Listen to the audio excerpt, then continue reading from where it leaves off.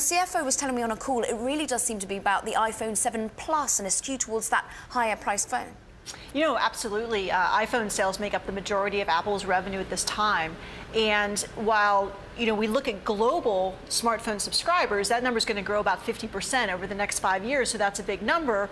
But as we all know, Apple makes a lot of money selling phones, unlike some of their competitors. And so if we look at the market that they're pursuing, which is more the middle class and upper class, right, that growth curve isn't going to be as high.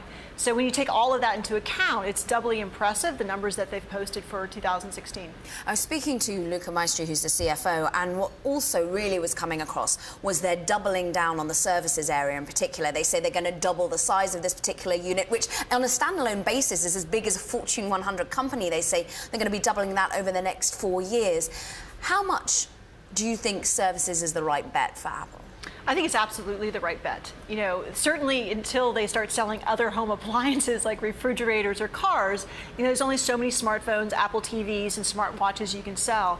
And there's a lot of upside in the services business, not only on the media side, but I think there's also some areas like Apple Pay where there's relatively low consumer adoption today of only 11% in the US, but there's a lot of upside in the services market on that side. Now, it's interesting when you're looking at the other products that they sell, there was a slight slowdown there. The CFO trying to say, look, this is iPods, which we include in that. The Apple TV, which was a new product this time last year, that's going to be a hard comp. But do they need another product? The watch actually starts to be looking like it's selling relatively well, a record quarter for it. I don't know that they need another product. We also expect to see, if we look at the adoption of smartwatches today, while they're only a fraction of total wearable sales today, they're going to be as large, about 40% of wearable sales within about 5 years. So there's a lot of upside in that market as well, as we move from about 18% of US online adults owning a wearable device today to 29% in just 4 years.